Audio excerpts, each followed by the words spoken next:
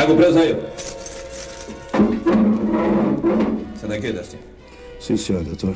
Testinha, estou cansado de ver a sua fisionomia todos os dias aqui na delegacia, Testinha. Será que você não toma jeito? Mas, doutor... Você não se arruma? Não é, doutor.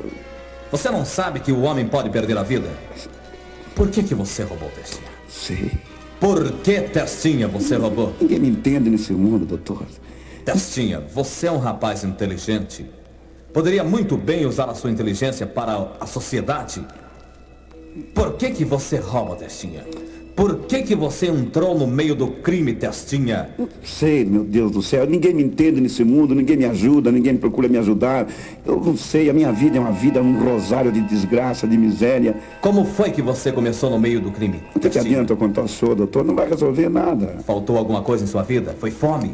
Adianta eu contar para o senhor, só vai prejudicar a minha vida mais ainda. Testinha, eu quero te ajudar, Testinha. Em que, doutor? Porque eu já estou cansado de te ver todo dia aqui na delegacia, Testinha. Me conte, como foi que você entrou no mundo do crime? Quando foi que você começou a roubar? Mas, doutor... Por que, Testinha? Mas, doutor, eu não sei porque o senhor quer saber a minha vida. Eu não vejo motivo nenhum. O senhor pode tirar proveito com respeito a esse ponto de vista, doutor? Testinha, eu quero te ajudar. Você é um rapaz inteligente. Me conte, como foi que você começou no mundo do crime? O senhor acha que vai ter alguma utilidade ou alguma serventia ou contar a minha vida? O que adianta?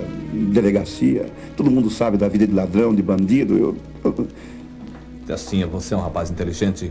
Nós podemos muito bem usar a sua inteligência para a sociedade. Assim é que não pode continuar. Eu quero te ajudar. Conte a sua história. Quando foi que você começou no mundo do crime? Doutor, e se eu contar a história da minha vida, o senhor não vai prejudicar a minha vida, doutor? Não, Testinha. Estou procurando te ajudar, Testinha.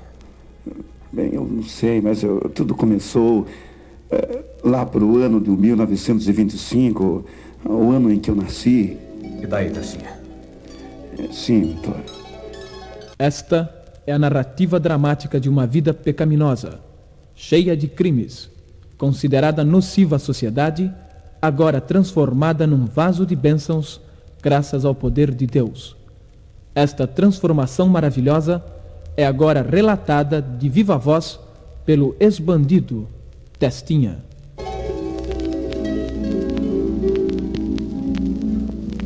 Com 10 anos de idade, quando comecei a me conhecer por gente, comecei a entender as coisas. Nessa época, nós tínhamos um sítio numa cidade no estado de São Paulo, numa cidade chamada Porto Feliz. E a minha vida corria muito bem, vivia feliz. Tudo era felicidade e alegria em volta de mim. E eu sei que um dia a morte bateu no nosso lar, arrebatou a vida da minha mãe. E logo em seguida perdi meu pai também.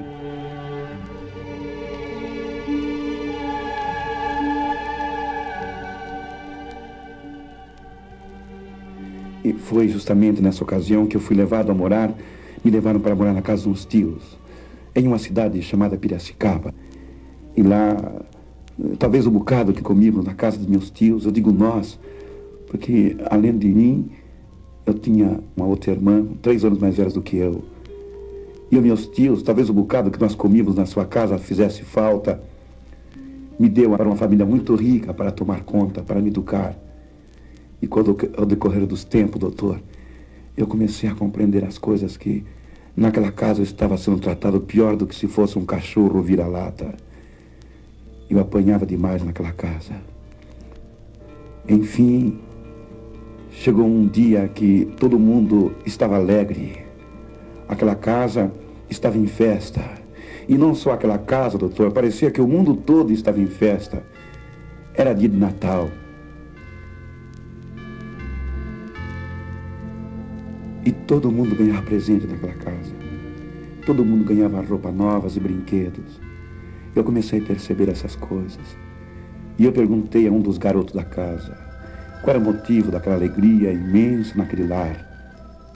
E o garoto contou que era Natal. E eu quis saber o que era Natal. Ele me disse que Natal era uma época que, um determinado dia do ano, o Deus Pai da eternidade descia dos céus e com um saco de presente, com umas longas barbas brancas, e distribuía presente e prêmios à humanidade. e que tudo quanto a gente pedisse a ele, ele nos dava. E eu então, aproveitando a oportunidade, como há muito que eu não vestia roupa nova e nem calçava sapato novo, eu então aproveitei a oportunidade.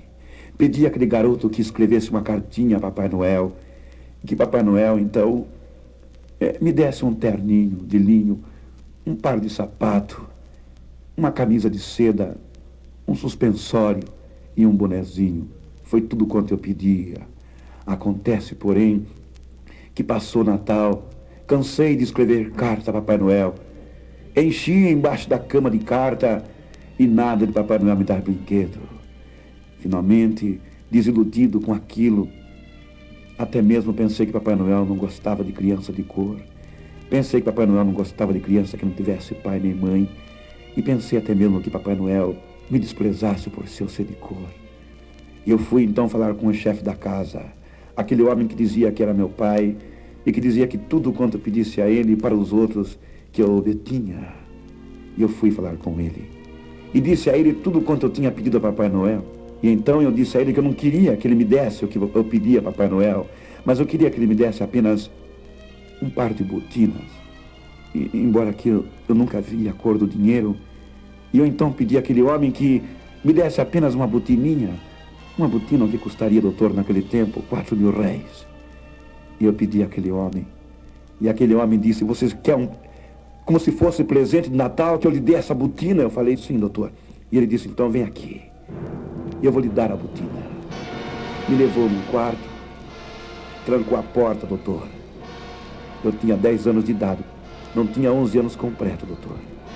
Ele trancou a porta, guardou a chave no bolso, e logo em seguida rasgou as minhas roupas, pegou um chicote que estava em cima de uma cômoda e, em seguida, doutor, ele passou a me golpear, a me espancar como se fosse um animal e disse para mim: para que você quer a botina, negro? O feijão que você come nesta casa já é suficiente. Eu comecei a apanhar, doutor. Apanhei, doutor. E eu gritava: eu não quero mais presente de Natal. Não quero. Não quero mais presente de Natal. Eu não quero. E ele me pisou. E ele me bateu. Depois que estava rolando pelo chão, doutor, todo ensanguentado, ele abriu a porta, me deu vários pontapés e disse: vai chorar no fundo do quintal, resto de lixo, pedaço de imundícia. E eu, chegando no fundo do quintal, comecei a chorar. Continuei a chorar. E depois ouvia muitas vozes. Vozes que parecia uma tempestade que assoprava em meus ouvidos. E eu saí correndo pelos portões do fundo. 3 meses depois, eu chegava ao Rio de Janeiro. Embora comendo casca de banana, pedaço de pães que encontrava pela rua, nas sarjetas, chocando rabeira de caminhão, ora viajando entre os engates de trens, entre os vagões da estrada de ferro de Central do Brasil, chegava ao Rio de Janeiro. E ao Rio de Janeiro, ao chegar naquela cidade, comecei a passar dificuldade terrível. Comendo comida em lata de lixo, dormindo no relento, aonde muitas vezes, quando eu acordava, eu estava sendo arrastado pela água da chuva. E assim, até que um dia, andando pelas ruas, cheguei até uma praça chamada Praça 15, até hoje existente no Rio de Janeiro. Assentei-me em um dos bancos ali existente. Passavam muitas pessoas por ali. E eu vi então aproximar-se de mim um rapaz. Esse rapaz, bem vestido. Mais tarde eu fui saber o seu vulgo. Ele tinha o vulgo de Mão de Seda. E ele chegou perto de mim, perguntou se eu tinha pai, se eu tinha mãe, de onde eu era, o que eu fazia, o que eu estava fazendo, ou até mesmo o que eu pretendia fazer. Logo após saber de onde eu era, o que eu estava fazendo, ele me convidou para ir trabalhar com ele. disse ele, venha trabalhar comigo, porque você vai ganhar muito dinheiro. Você não tem dinheiro. Eu perguntei a você se você tinha dinheiro, você não tem. Você quer ganhar muito dinheiro, venha comigo. Não precisa ter habilidade nem prática e nem saber trabalhar. Basta apenas ter boa vontade. E eu fui com ele. Não sabia para onde ir. Ele me pagou um surtido, um prato feito, e eu comi.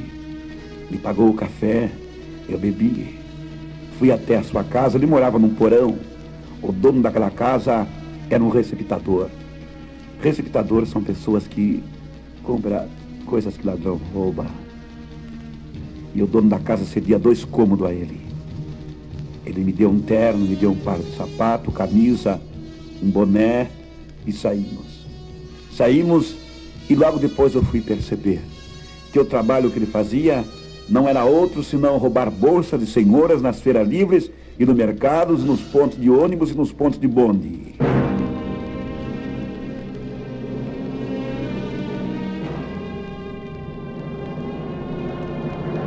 Então, 3 meses depois, ele já tinha ensinado a mim como roubar bolsa de senhoras também.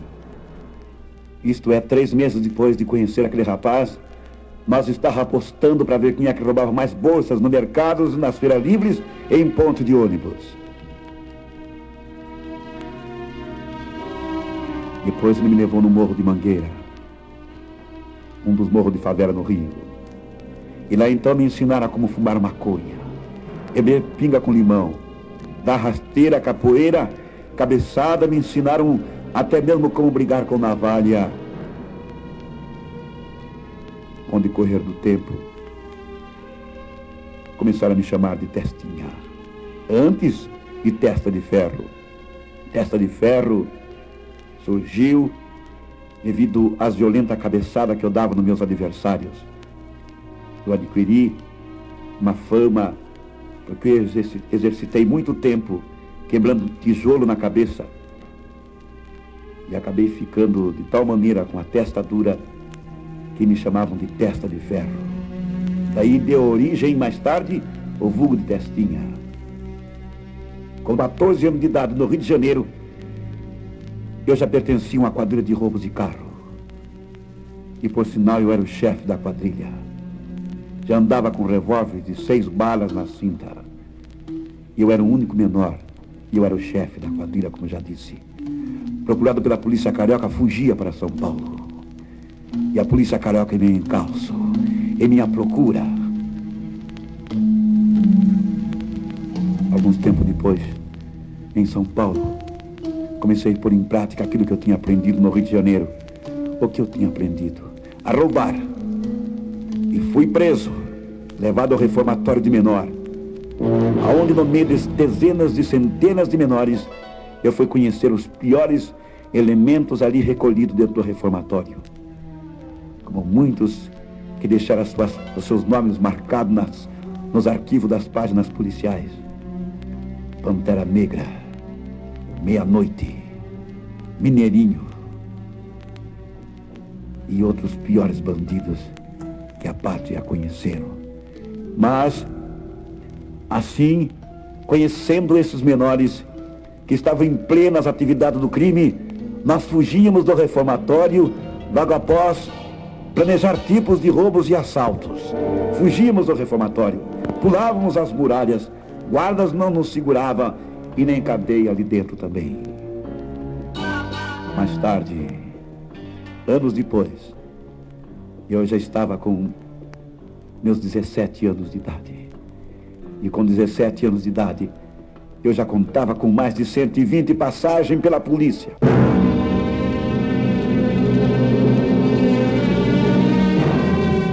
Vendendo o terreno dos outros e casa com documento falso. Chantagem, estelionato, contrabando e conto do vigário. Vendi até casa sem entrada. E assim continuava. Com 18 anos, eu dava a primeira entrada na penitenciária.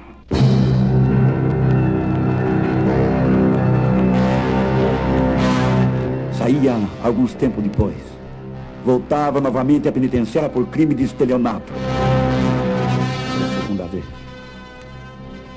E ali dentro da penitenciária aprendi com 2 ladrões internacionais como abrir cofre por intermédio de placas de controle de segredos. Eu não sei, pai. Entrava ruim e saía pior.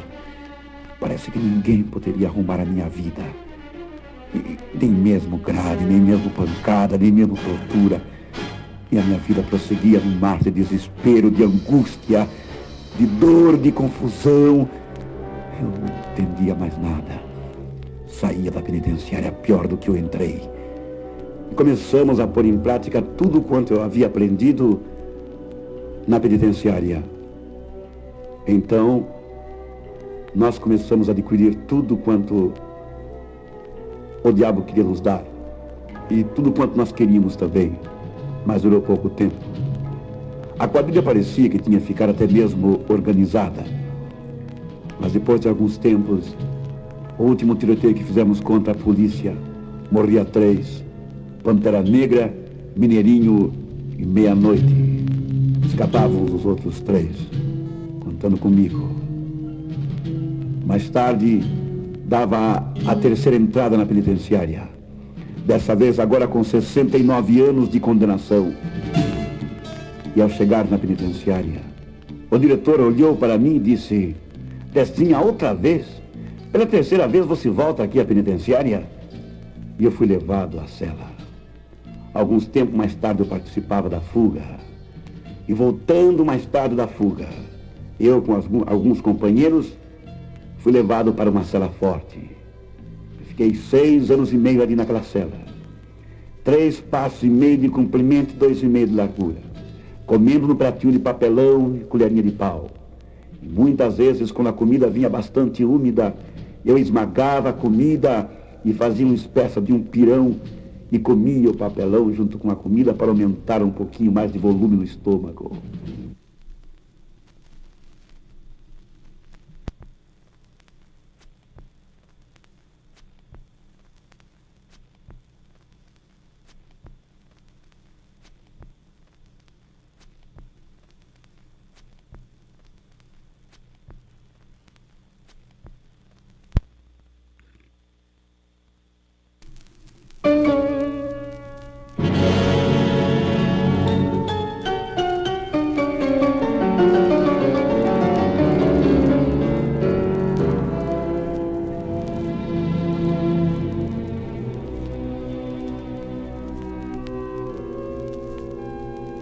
Seis anos e meio tinha passado, até que um dia alguém bateu na porta da cela.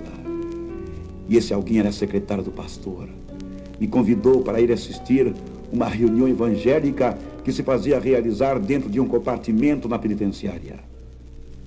E eu fui. Depois de discutir muito com a pessoa, eu fui, mas fui não para assistir. Eu fui para bater nos crentes, quebrar os bancos e até mesmo levava uma faca para matar o pastor. Quando eu cheguei na igreja, depois que o diabo pretendeu fazer uma série de coisas comigo, mas Deus não o permitiu, e a única coisa melhor que eu fiz ao entrar na igreja foi a melhor coisa, foi aceitar Jesus Cristo como meu Salvador.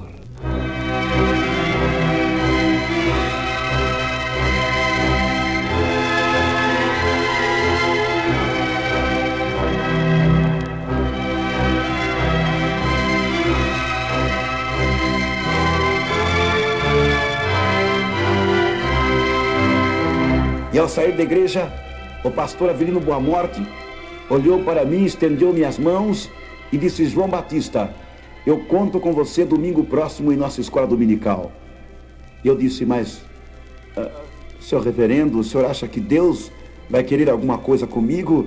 Eu vim aqui com o propósito de quebrar os bancos, bater nos crentes e queria matar o senhor. Eu sou um homem perdido. E o pastor olhou para mim e disse: João Batista, Jesus Cristo veio nesse mundo com um propósito. Ele veio buscar e salvar o que se havia perdido.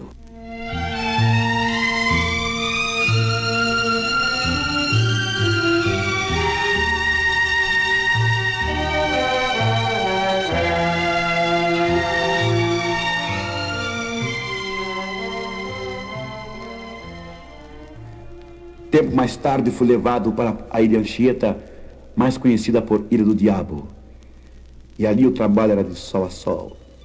Torturas terríveis ali praticavam. E eu fui uma das vítimas. E trago as marcas bem patentes no corpo. Trago marcas nas mãos, nos olhos, nos pés. Ali durante alguns tempos trabalhei com serviço forçado. Ali a comida era abóbora podre, feijão carunchado, sebo, num lugar de gordura. E muitas das vezes, na hora do almoço ou na hora da refeição, eu tirava aqueles bichos por cima daqueles caldos que exalava aquele mau cheiro terrível para poder comer a comida. Mas, devido às torturas e aos maus tratos ali praticados naquele presídio, alguns tempos depois, se deu a maior revolta do mundo até hoje realizada. Eu estava ali também. Eu fugi, mas antes da fuga, eu já tinha experimentado uma das torturas terríveis que eles praticavam naquele presídio. Pois trago o braço esquerdo quebrado em 3 partes. Trago sinais nas unhas da mão esquerda. A unha do indicador foi arrancada com alicate em carne viva. 5 unhas que trago sinais bem claros que enfiaram estiletes e ferpas de bambu no vão das unhas. O nervo do braço esquerdo que foi amassado, que ficou atrofiado até hoje. Fui amarrado na árvore de cabeça para baixo e me queimaram como queimaram com um animal. Tenho sinal de queimadura no pescoço. O nervo do polegar direito não fecha. Foi rasgado com baioneta. A vista direita queimada, cega com estilhaço de bala de fuzil. 5 unhas do pé direito que foram arrancadas com alicate em carne viva. Tenho bala de aço no corpo até hoje. Essas marcas ficaram no meu corpo, bem visível, para confirmar o testemunho que eu conto nas igrejas, em praças públicas, em cinemas e pela televisão. Essas marcas vêm confirmar realmente o testemunho da minha boca. E durante a revolta eu fugi. A ilha parecia que ia ser exterminada completamente. Parecia até mesmo que a mão de Deus pesava sobre aquele ambiente de torturas, de sangue e de miséria para esfacelar, destruir completamente a ilha do diabo, a ilha Anchieta, o terror dos delinquentes. Fugia. Um barco contando 10 comigo no meio de angústia, de desespero, de terror. No meio do mar o nosso barco virou. E eu vi tubarões arrancando pedaços de carnes e corpos dos companheiros. Eu vi esguichar sangue de corpos humanos ali. Momentos de dor, de tortura, de desespero, de angústia, nós vivemos ali. Morremos 2 horas e meia. De 10 que fugimos naquele barco, apenas 3 chegamos vivos do outro lado do mar. Por incrível que pareça, éramos os únicos 3 que havíamos aceitado Jesus Cristo como nosso único e suficiente Salvador.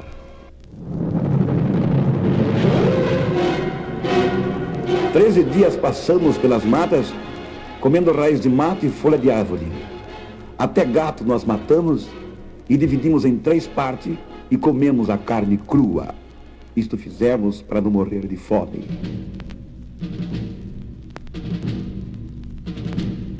Depois de 13 dias fomos presos, encostados até mesmo para ser fuzilados.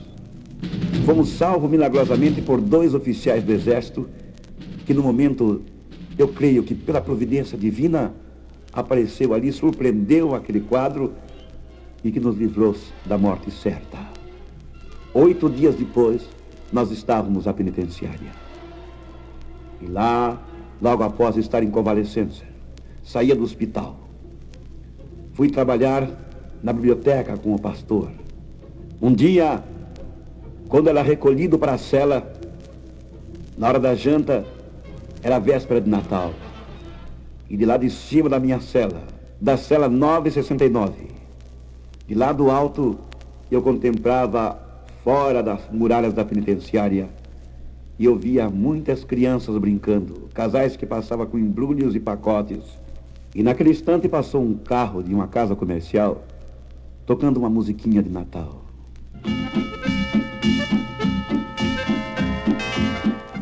E eu lembrei-me então que era a época do Natal. E realmente era a véspera de Natal. Lembrei-me da minha vida. Comecei a lembrar também da minha infância. Do primeiro presente de Natal que eu recebi. No lugar de botina, recebi açoites, chicotadas, pontapés. E fiquei complexado. Desde criança, nunca mais eu quis saber de Natal.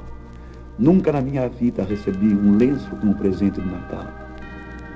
Até que naquele instante, eu dobrei meu joelho no chão e pedi a Deus, porque eu tinha certeza que aquele Deus que tinha livrado eu da garra, da ânsia da morte, na ilha Anchieta, tinha me livrado das bocas dos tubarões na água, tinha me livrado de ser morto de fome pelas matas, quando durante 13 dias eu vivi.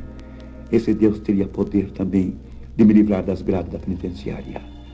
Foi então que eu dobrei meu joelho no chão e pedi um presente de Natal a Papai do Céu. Eu sabia que Deus não me ia dar pontapé na minha boca como deu aquele violento e perverso homem. Eu sabia que Deus iria me dar um presente de Natal. Eu sabia que Deus iria responder na altura. Então eu comecei a pedir: Papai do Céu, me dê um presente de Natal. E se tu me der esse presente de Natal, eu confesso, Senhor da glória, que durante toda a minha vida eu hei de testemunhar do teu poder e da tua santa e grande misericórdia. Eu sentia aquela voz que dizia dentro de mim: que presente de Natal que você quer? Eu sentia aquela voz mansa e suave que dizia dentro de mim: que presente você quer? Que presente? E eu chorando disse: Senhor, eu quero um presente. A minha liberdade, Senhor. Se tu me libertares daqui, eu irei contar a todo mundo tua misericórdia. Irei testemunhar o teu poder e a tua grandeza. Mostra-me um meio, Senhor, por onde eu poderei ser liberto desta miséria, dessas grades. E então, senhoras e senhores, então, meu dileto ouvinte, aconteceu que eu fui deitar. E no outro dia, pela manhã, quando chegava o café, quando eu fui dar graça para tomar o café, eu senti aquela voz que falava dentro de mim, como que se dissesse: pegue um lápis e um papel e escreva. Inspirado pela providência divina, eu escrevi uma petição naquele instante ao presidente da República, que naquela época então era o saudoso presidente Getúlio Vargas. Alguns tempos mais tarde, embora que a carta foi baseando em Romanos capítulo 8, no versículo que diz: portanto, agora nenhuma condenação há para os que estão em Cristo Jesus, que não andam segundo a carne, mas segundo o Espírito, porque a lei de Cristo Jesus me libertou da lei do pecado e da condenação. Baseando nesses versículos, nesse capítulo, eu escrevi ao presidente da República. Deus me dava argumento para solicitar perdão a meu favor. E assinava na carta o meu nome e mais embaixo escrevia: advogado J. O Nazareno. Alguns tempos depois, eu recebia um protocolo que dizia que o perdão que for impetrado ao presidente estava na mesa para ser dado parecer. Tempos se passaram. Chegava então um aviso para mim na penitenciária, embora que eu pedia a todas as igrejas evangélicas, por intermédio do pastor Avelino Boa Morte, que orassem em meu favor. E chegava então um protocolo, um outro aviso dizendo que o perdão que for impetrado ao presidente, o presidente deu parecer para que os 69 anos de condenação caísse e viesse para 7 anos. Mas era apenas parecer do presidente da República. Novas campanhas de orações as igrejas promoviam por intermédio do pastor Avelino Boa Morte, que em meu favor fazia tudo para que o poder de Deus caísse sobre aqueles homens e assinassem a minha liberdade e eu pudesse testemunhar livremente do poder do Evangelho. Dentro desse tempo morria o presidente da República. Mas eu, e juntamente com as igrejas evangélicas, que os irmãos oravam sem cessar em meu favor. Assim, os 69 anos de prisão, quando eu estava cumprindo 9 anos, 6 meses e 15 dias, caía, era confirmado pelo tribunal, parecer do presidente da República, e vinha para 7 anos, quando estava cumprindo quase 10. O guarda batia na porta, com embrulho de roupa, logo após o diário oficial confirmar. E dizia o guarda para mim: João Batista Rodrigues. Presente, seu guarda, disse eu. A sua roupa está aqui. O teu alvará de soltura chegou. Prepara-te, já que você vai ser posto em liberdade. 30 segundos depois de trocar de roupa, eu dobrava meu joelho no chão e agradecia a Deus. E para minha maior surpresa, quando estava com o joelho no chão, eu ouvi um dos guardas que estava na cela dizer para o outro: que sorte que o Testinha teve. É o único preso nesse ano que vai sair na véspera de Natal. Realmente era a resposta de Deus. Ele estava me dando naquele instante um presente de Natal. E eu chorei, quase desmaiei de tanto chorar, sendo grato ao meu Deus, ao meu Salvador Jesus Cristo. E ao sair daquela cela, alguns tempos depois, consertava minha vida em alguma coisa que eu precisava consertar. Despedia dos meus companheiros, os guardas, o diretor que me abraçavam, e eu saía. Alguns pastores procuraram ajudar o meu testemunho. Alguns pastores batistas e presbiterianos quiseram, e a eles eu devo muito, no conserto da minha vida, que lapidaram o testemunho da minha vida, que hoje eu posso apresentar em público, levantar bem a minha cabeça e dizer aquilo que Deus fez na minha vida, sem temer qualquer acusação contrária ao testemunho da beleza do Evangelho de Jesus Cristo. Então, mais tarde saía do Instituto Bíblico, testemunhando aquilo que Deus fez na minha vida, pregando, contando e anunciando o Evangelho do Senhor Jesus Cristo. Deus preparou-me alguém para ficar ao meu lado. E esse alguém, mais tarde, o Senhor separava de mim. Deus tem os seus planos. Deus tem os seus planos. E ninguém pode contar os desígnios de Deus. E eu continuo levando a mensagem do Senhor, pregando, testemunhando. E eu costumo sempre a dizer, no meu dizer muito simples: Deus é a vara, a linha é Jesus Cristo, o anzol é o Espírito Santo, e eu não sou pescador de almas, eu sou a isca que Deus coloca ou envolve neste anzol, que é o Espírito Santo, e me lança no meio dos peixes para pescar as almas através do testemunho que Deus me concedeu. E humildemente, meu dileto ouvinte, meus amigos, principalmente aos jovens que nesse instante me ouvem, eu creio que, ao ouvir esse testemunho, a partir de hoje, você vai ouvir melhor a sua mamãe e o seu papai, vai prestar mais atenção à palavra de Deus e vai encarar as coisas de Deus com maior seriedade. Que Deus vos abençoe. Despede-se nesse instante o pastor João Batista Rodrigues, que trabalha em benefício da coletividade pública, testemunhando o poder de Deus através do testemunho da minha vida. Que Deus vos abençoe.